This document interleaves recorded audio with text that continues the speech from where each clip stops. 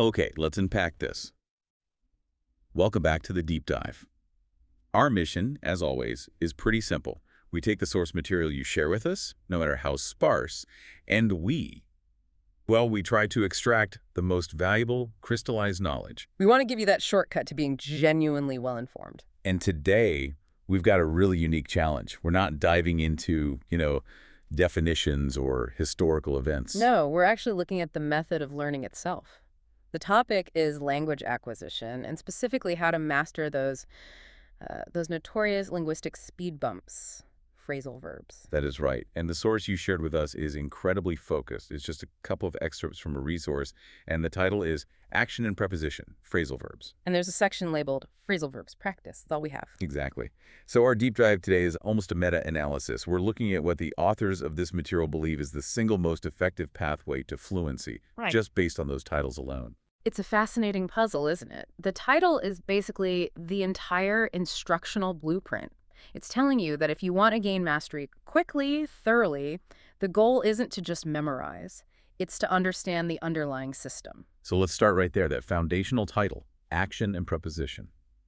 What does that structural framing immediately tell us about the most efficient way to approach these tricky units? Well, it's the ultimate attempt at demystification. Phrasal verbs often feel so arbitrary to learners. The verb take plus the word off suddenly means an airplane is leaving the ground. Right. The connection is totally opaque. Exactly. But by framing it immediately as action and preposition, the source just breaks that complex whole down into two manageable functional parts. And that separation, that has to be the first crucial step for efficiency. Yeah. I mean, if you're a learner and you're just facing this huge wall of information overload, seeing something like call off as just one single idiom it's terrifying. It is. But if the instruction is, okay, focus on the action, then look at how the preposition modifies it. You suddenly have a tool set.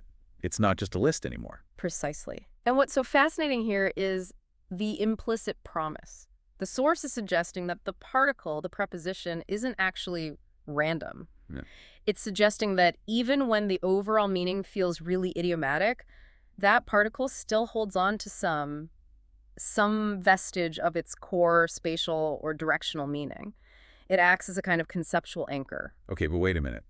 That sounds good in theory, but does it really hold up for the truly opaque idioms? Like if I hear someone say they put up with something, meaning they tolerate it, yeah. Where is the logical connection there? Where does put and up connect to tolerance? That is the critical challenge. Isn't focusing on the parts sometimes just a confusing detour? It can be, and that's why looking at the methodology is so important. The action and preposition framework, I think, works because it targets the most common, most productive phrasal verbs, the ones that rely heavily on metaphorical extension. It might not help you with every single obscure idiom out there, but it gives you the key to unlock the vast majority of what you hear in, everyday conversation. So talk to us about that metaphorical extension. How does that breakdown actually reduce the cognitive load for the learner? Okay, so think about the preposition up. Its literal spatial meaning is, increase or higher elevation. Sure. When it combines with an action, that literal meaning gets extended metaphorically. So fill up means to complete something, to fill it to a higher limit. Look up can mean finding information, looking up to a source of knowledge. Moving your mind up, in a way. Exactly. Even something like give up implies lifting your hands in surrender or sort of completing an effort and stopping. The idea of up is still there. So the source is teaching you to treat these prepositions less like random little words and more like powerful meaning modifiers. You're not memorizing takeoff. You're mastering the idea that the particle off often means separation or departure. Precisely. And this is where the efficiency really clicks for you, the learner. Linguistic analysis shows that a really small cluster of particles, up, down, on, off, in, out, over, through. Usual suspects. Yeah, the usual suspects. They account for this disproportionately massive chunk of all phrasal verbs. So if you can master the core metaphorical meanings of just those, say, dozen prepositions, you've basically cracked the code for hundreds of phrases. So instead of trying to memorize, 500 individual definitions. It's impossible. Right.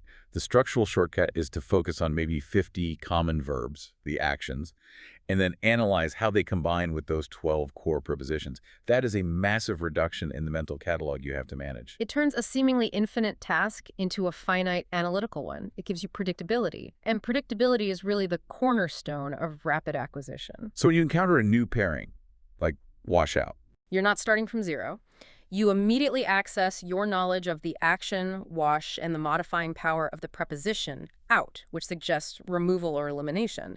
You're leveraging knowledge you already have. that clarity Yeah. that has to appeal to anyone who's trying to acquire knowledge quickly. Okay, so we've established the first component, action and preposition, is all about decomposition, analysis.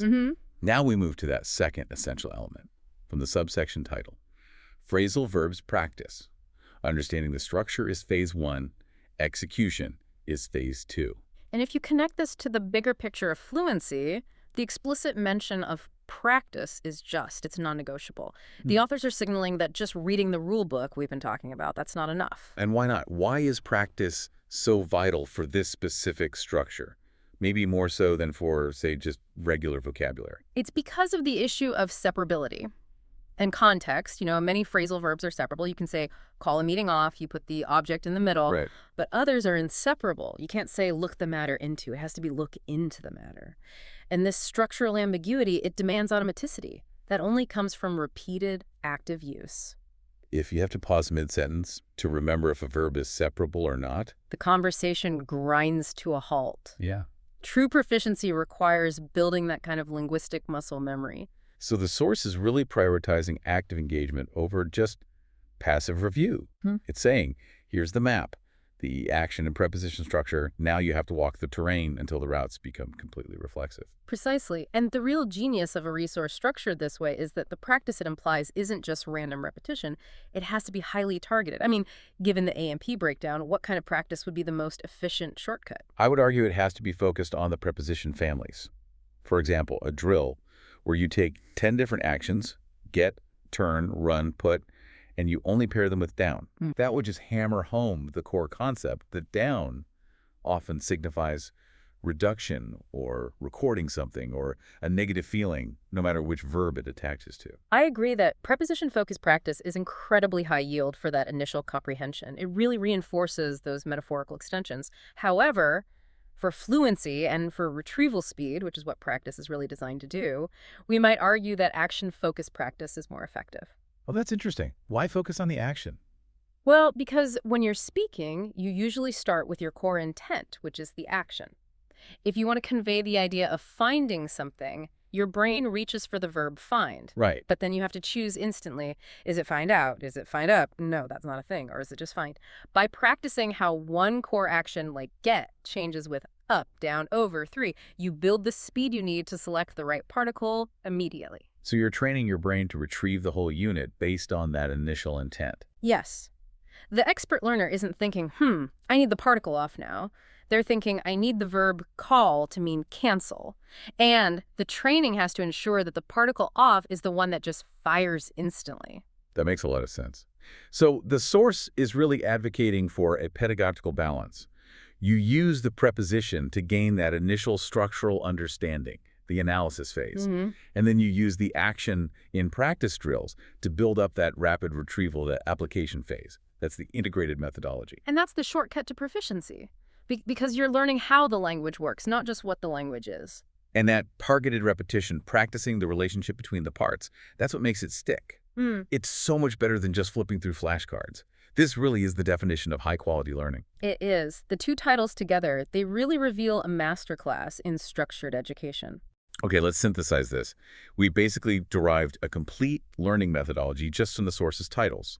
So what are the two inseparable methodologies that you, the listener, should apply to any complex, context-driven topic? Methodology 1 is decomposition, breaking down the complex whole, in this case, the phrasal verb, into its understandable functional parts, the action and the preposition. That's the analysis phase. It gives you conceptual control. And methodology 2 is active engagement, requiring immediate targeted practice drills that are focused on reinforcing that very structure to make sure the analysis moves from, just an idea in your head to fluent automatic use. That's the mastery phase. It gives you speed. Right. The ultimate lesson here, I think, is that complexity, whether it's in a language or a new professional skill, it only becomes manageable when you can systematically deconstruct it.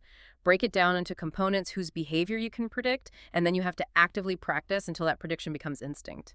So what does this all mean? The source you provided is this powerful reminder that efficient learning is not about passively absorbing huge amounts of information. It's about performing a careful structural analysis, finding the action and the preposition, and then engaging in diligent, focused practice that reinforces that very structure. That analytical approach is the key takeaway. It turns what feels like a vast sea of arbitrary rules into a manageable system, a system of functional parts and predictable combinations. It's a real intellectual leap. A truly fantastic deep dive into the architecture of learning itself. Thank you for sharing these sources with us. This raises an important question for you, the learner. If breaking down a complex grammatical unit into its action, its core function, and its preposition, its modifying element, if that unlocks structural understanding, how might you apply that same analytical framework to other complex language features? For instance, mastering idiomatic prepositional phrases or complex verb complements in a new language, you could focus on the core function and the predictable modifier in those cases, too. If you can identify the structural pattern. You gain mastery over the entire family of items, not just the individual term. A great thought to mull over. Thank you for joining us for this deep dive. We'll catch you next time.